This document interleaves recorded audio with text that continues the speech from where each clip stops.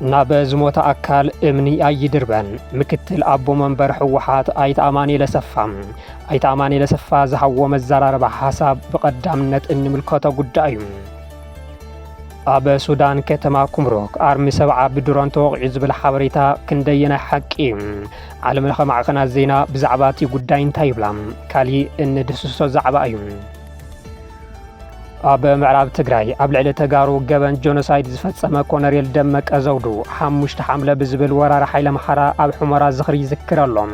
ብዛዕባ ኮነሬል ደመቀ ዘውዱ ንዝሓለፉ 10 ዓመታት ዝተፈብረኸ ናይ ሕሶት ተረኽን ክነቃልዑ ኢና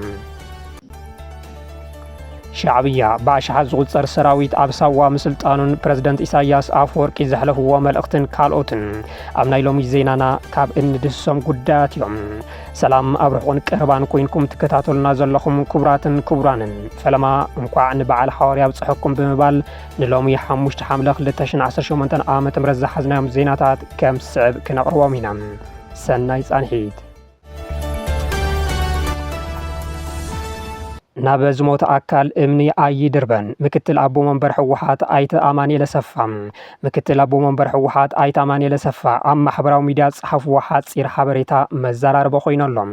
አይተ አማኑኤል ብቋንቋ አምሓርኛ ኣብ ዝወዝዕዎ ሓጺር ጽሑፍ ህወሓት እንተዘይሃልዩ ማሕበራዊ መሰረት እንተዘይሃልዩዎም ቆፎ እንተኮይኑ ታይዳ ኣብ ፓርላማ ብሚድያ ኣብ ኣኼባ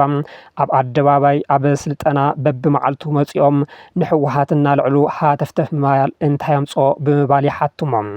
ኖዋን ስሮው ኤስቶን አጌንስ ኤዴድ ቦዲ ዝኾነ ኣካል ናብ ዝሞተ ኣካል እምነይ ይድርብን ብምባል የጠቃለሉ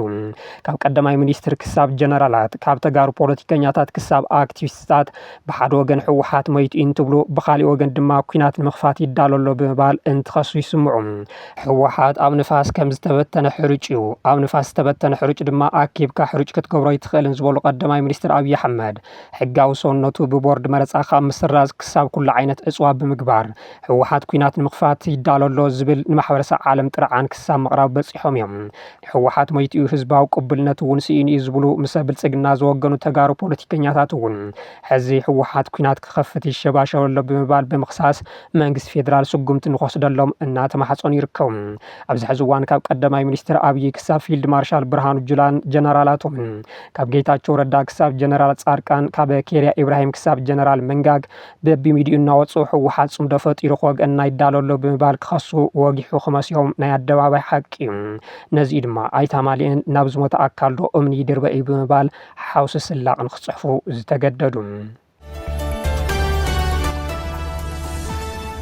ኣብ ሱዳን ከተማ ኩምሩክ ኣመራርሓን ኣባላትን ኣርሚ ሰብዓ ብድሮን ተወቂዖም ዝብል ሓበሬታ ካብ ሓቂ ዝረሓቐ ከም ዝኾነ ማዕኸናት ዜና ወፃኢ ኣረጋጊጾም በኣንጻሩ ሰራዊት ኢትዮጵያ ካብ ደቡብ ሱዳን ንድሕሪት ምንሰሓቡን እተን ማዕኸናት ዜና ኣቃሊሐን ኣብዚ ሰሙን ሰራዊት ሱዳን ኣብ ልዕሊ ጥቕ ሓይሊ ዳዕመል ሰሪዕ ብዝኸፈቶ መጥቃዕቲ ኣብ ደቡብ ኢትዮጵያ ንእትርከብ ስትራቴጂክ ከተማ ምቁፅጻሩ ዝዝክር እዩ ነታ ከተማ ንምቁፅጻር ኣብ ዝተገበረ ኩናት ጉድኣት ዝበፅሖም ኣካላት እቲ ብሕቡራት ዓረብ ኤሚሬትስን ስርዓት ብልጽግናን ዝድገፍ ዳዕመል ሰሪዕ ድማ ኣብ ድሬዳዋ ሆስፒታል እዚ ምብራቕን ኣዲስ ኣበባ ሆስፒታል ጦር ሃይለችን ይሕከሙ ከም ዘሎም ኣብ ናይ ትማሊ ዜናና ምጽብጻብና ዝዝክር እዩ ኣክቲቪስታት ነቲ ዕጡቕ ከም ዝድግፍ ዝንገረሉ ስርዓት ብልጽግና ብፍላይ ድማ ተጋሩ ደገፍቲ እቲ ስርዓት ኣብ ኩምሩክ ብዝተፈጸመ መጥቃዕቲ ድሮን ኣመራርሓን ኣባላትን ኣርሚ ሰብዓ ተወቂዖም ዝብል ወረ ክነዝሑ ተረኣዮም እዮም ኣርሚ ሰብዓ ኣብ ኩናት ሱዳን ይሳተፈሎ ንዝብል ክሲ ንምጥንኻር ተሓሲቡ ዝተነዝሐት ወረ ኣመራርሓቲ ኣርሚ ኣብ ኣኼባ እናሃለዉ ብዝወፅሖም መጥቃዕቲ ድሮን ተወቂዖም ብዙሓት ሞይቶም ብዙሓት ድማ ቆሲሎም ብዝብል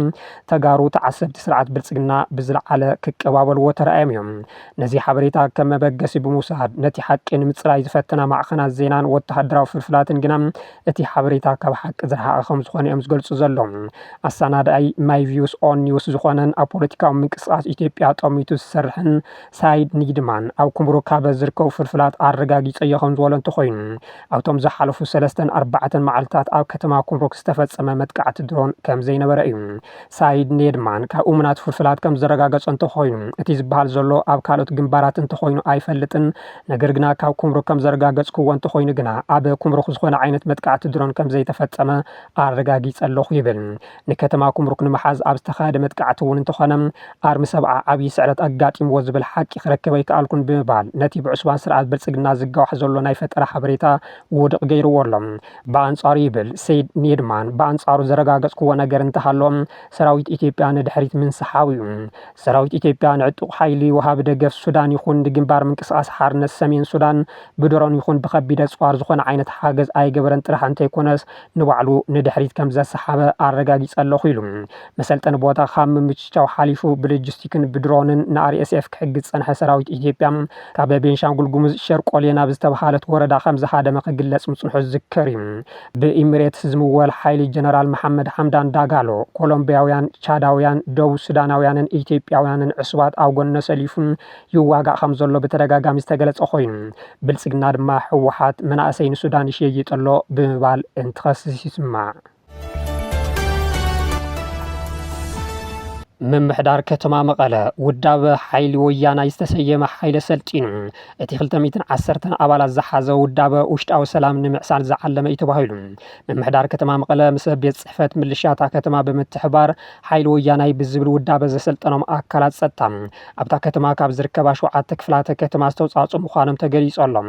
ከንቲባ ከተማ መቐለ ኣይተ ሃይላይ ኣረጋዊ ህዝቢ ትግራይ ዘጋጥሞ ሓደጋ ህልውና ኩሎም ውዳበታት ብምጥንኻር ዝስገር ምዃኑ ዝገለጹ እንትኾኑ እቶም ዝተመረቑ ኣካላት ኣብ ውሽጢ ደጀን ዘሎ ሰላም ዘውሕሱ ምዃኖም ኣረዲኦም መኸተት ትግራይ ደጀንን ግንባርን ብምትእሳር ከም ዝዕወት ድማ ከንቲባ ሃይላይ ገሊጾም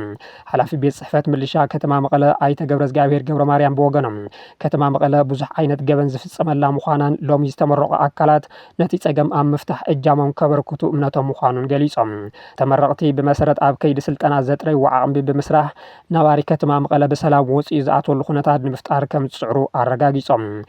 ምራቕቶም ሰልጠንቲ ሲዒቡ ዝተፈላለዩ ሕቶታትን ርእቶታትን እናተልዓሉ እንትኾኑ ውዳበ ሓይሊ ወያናይ እንታይ ማለት እዩ ካብ ዝብል ክሳብ ግፋ ዘካይዱ ድዮም ዝብል ሓሳባት እናተልዓሉ ይርከቡ ይኹን በር ከተማ መቐለ ምስቲ ሕዚ ዘለዎ ሓደጋ ህልውናን ሰፊሕ ጸገም ጸጥታን ተወሳኺ ሓይሊ ምውዳብ ኣገዳሲ እዩ ዝብሉ እውን ኣይተሰኣኑን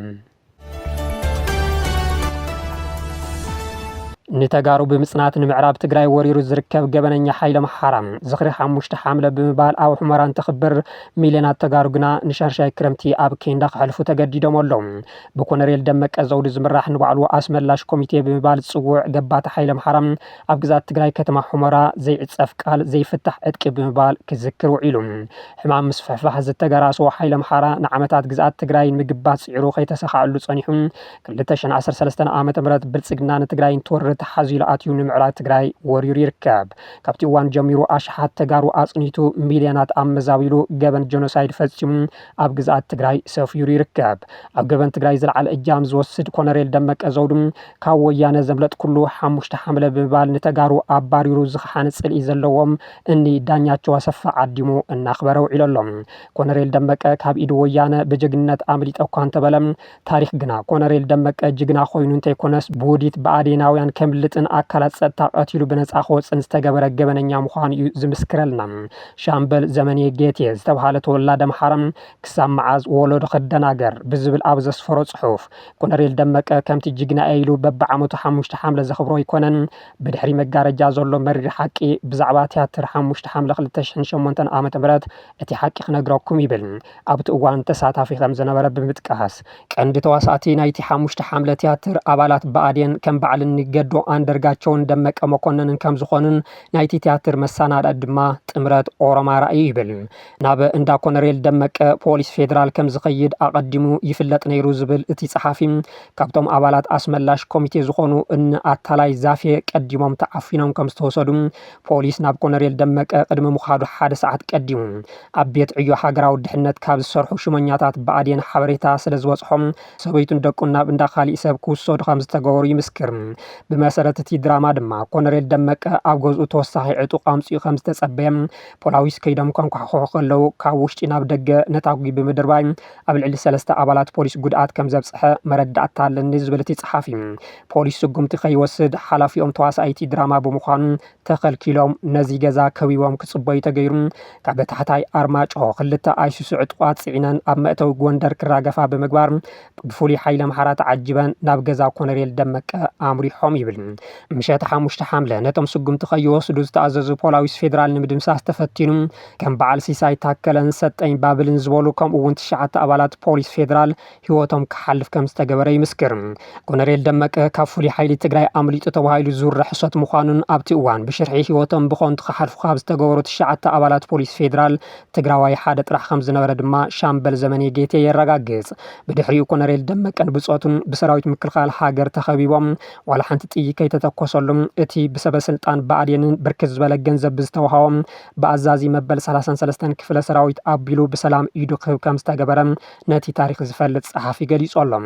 ተዋስኦ ኦሮማራ ቀጺሉ ኮሎኔል ደመቀ ንፌደራል ተመሓላሊፉ ንኸይወሃብ ብምግባር ንጸረ ኢህወደግ ሕወሓት ፖለቲካዊ ፕሮፓጋንዳ ኣጸቢቖም ከም ዝተጠቐምሉን ቀላሲ ናይቲ ሽርሒ ደመቀ መኮነን ጉዳይ 5 ሓምለ ጎንደር ብኸመይ ከም ዝተጠጀአን ተሓስቦ ይገርመን እዩ ብምባል ከም ስል ምፍታኑ ብምዝኻር እቲ ሕዚ መፈከሪ ተገይሩ ዝንዛሕ ዘሎ ተረኽ ሓቂ እንተዝኸውን 9 ኣባላት ፖሊስ ዝቐተለ ደመቀ ዘውዱ ብኸመይ ተኸቢቡ እናሃለወ ስጉምቲ ዘይተወሰደሉ ንምንታይ እቲ ዕጡቕ ሓይሊ ብፍሉይ ሓይሊ ተዓጂቡ ናብ ከተማ ጎንደር ከኣቱ ተገይሩ እቲ 3 ኪሎ ሜትር ርሒቑ ኣብ ኣዘዞ ዝርከብ ዝነበረ ሰራዊት ምክልኻል ናብ ቀበሌ 18 ንምብጻሕ ንምንታይ ክልተ መዓልቲ ደንጉዩ ንዝብሉ ሕቶታት መልሲ ዝህብ ኣካል የለን ብምባል እቲ ጸሓፊ ነቲ ሽርሒ የቃልዖም። እቲ ሓቂ እዚ ኮይኑ እናሃለወ ግና ደመቀ ዘውዱ ካብ ኢድ ፍሉይ ሓይሊ ወያነ ኣምሊጡ ዝብል ዝንቡዕ ሓቲት ብምፍጣር ብጀግንነት ንዓመታት እናፈከረ 10 ዓመታት ተሻጊሮሎም። ካብ ዝሓለፉ 5 ዓመታት ጀሚሩ ድማ ኣብታ ኣብ ልዕሊ ተጋሩ ገበን ጀኖሳይድ ዝፈጽመላ ምዕራብ ትግራይ ዝኽሪ 5 ሓምለ እናበለ ይኸብረሎም። ግዜ ይነውሕ ይሕፀር ግና ገበነኛታት ካብ ተሓታትነት ኣየምሉጥን ምዕራብ ትግራይ እውን ናብ ንቡር ምብላሱ ኣይክተርፍን እዩ። ሻዕብያ ብኣሽሓት ዝቁፀር ሰራዊት ኣብ ሳዋ መሪቖም። ሻዕብያ መበል 38 ዙር ሃገራዊ ግልጋሎት ዝሰልጠኑ መናእሰይ እንተመርቕ ፕረዚደንት ኢሳያስ ኣፈወርቂ ከቢድ ሕሊናዊ ሓላፍነት ክብሉ መምርሒ ኣውሪዶም። ሻዕብያ ካብ ምርጋፅ ነፃነት ኤርትራ ሃገራዊ ኣገልግሎት ካብ ዝጅምር ንነዘም በብዓመቱ ብኣሽሓት ዝቁፀሩ መናእሰይ እናሰልጠነ መፂኡ ሎሚ መበል 38 ዙር በፂሖሎም። ትማሊ 4 ሓምለ 2018 ዓ.ም መበል 38 ዙር ዝሰልጠኑ ብኣሽሓት ዝቁፀሩ መናእሰይ እንተመርቕ ፕረዚደንት ኢሳያስ ኣፈወርቂ ካብ ካሊእ እዋን ንላዕሊ ብጣዕሚ ዝሓፀረ መደረ ዝገበሩሉ ኣጋጣሚ ነይሩ። ፕረዚደንት ኢሳያስ 2 ደቂቃን 25 ሰከንድን ኣብ ዝወድእ ሓፂር መደረኦም ነቶም ሰልጠንቲ ዘመሓላለፍዎ መልእኽቲ እንተሃለዎም ከቢድ ሕሊናዊ ሓላፍነት ከም ዘለዎም ጥራሕ እዩ። ነቶም በብዓመቱ እናሰልጠኑ ናብ ዘይዛሪ ኩናት ዝዳጎኑ መናእሰይ ኣካዳሚያዊ ጉዕዞ ዘቐፅል ክብሉ እዮም ገሊፆምዎም። ተበግሶቶም ሰልጠንቲ ኣብ ነብሶክሆም ዕብየትን ኣብ ቅሳነት ስድሮምን ሃገሮምን ዝህልዎ ዕዙዝ ኣበርክቶም ከቢድ ሕሊናዊ ሓላፍነት ዘሰክም እዩ ብምባል ኣገንዚቦም። ዘይከም ልሙድ ብዛዕባ ላዕላውነትን ባሕርን ከምኡውን ዘቤታውን ኣህጉራውን ዛዕባታት ዘየልዕሉ ፕረዚደንት ኢሳያስ ባሕርና ርስትና ዝብል ዝቐረበ ምርኢት ብፍሽኽታ እንትዕዘብዎ ተራእዮም እዮም። ቅድሚ 5 ዓመታት ምስ ስርዓት ብልጽግና ልፍንቲ ፈጢሩ ኣብ ልዕሊ ህዝቢ ትግራይ ታሪክ ዘይርስዖ ገበን ዝፈጸመ ግን ድማ ከቢድ ወተሃደራዊ ኪሳራ ዝበፅሖ ሻዕብያ ምስ ብልጽግና ዝነበሮ ዘይተቀደሰ ቃል ኪዳን ምስ ፈረሰ ወተሃደራዊ ዓቕሙ ኣብ ምጉልባት ተጸሚዱ ጸኒሑ እዩ። በዚ እውን ኣብ ዝሓለፉ 3 ዓመታት 3 ዙር ሃገራዊ ግልጋሎት ዘሰልጠኑ ኣሽሓት መናእሰይ መሪቑ እዩ። እንተኾነ ብስርዓት ብልጽግና በተደጋጋሚ ክቐርበሉ ዝጸንሑ ምምንዛዕ በሪ ባሕርን ላዕላውነት ኤርትራ ብሕቶ ዘእቱ ፈኸራን ካብ ምምላስ ብተወሳኺ ብወተሃደራውን ሎጂስቲካውን መንገዲ ክሕግዝኦ ዝኽእላ ሃገራት ዲፕሎማስያዊ ርክቡ ኣብ ምጥንኻር ተጸሚዱ ጸኒሑ እዩ። ምስ ሱዳን ግብፅን ስዑድ ዓረብን ኣጠናኺሩ ዝቐጸለሉ ርክብ ዝተለዓለሉ ማዕቀብ ኣፅዋር ተደሚሩ ወተሃደራዊ ዓቕሙ ከም ዘዕበ እዩ ዝግለጽ። ብተወሳኺ ካብ ስርዓት ብልጽግና ክመፀኒ ኢሉ ዝሰግኦ ሓደጋ ንምክልኻል ምስ ሓይልታት ኣምሓራን ትግራይን ጽምዶ ፈጢሩ እናተንቀሳቐሰ መፅኡ። ዘዝተወለደ ናብ ሳዋ ብምእታው ዜጋታት ኣብ ዘይዛሪ ወተሃደራዊ ዕስክርና እትዩ ተባሂሉ ብተደጋጋሚ ዝኽሰስ ሻዕብያ ጸማም እዝኒ ብምሃብ ፖሊሲኡ ኣጠናኺሩ ቀፂሉ ኣሎ። ክቡራትን ክቡራንን ንቻናልና ላይክ ሼርን ሳብስክራይብ እናገበርኩም ስለትከታተሉና ኣዝና ብምስጋን ኣብዚ ክንፍለየኩም ሰላም።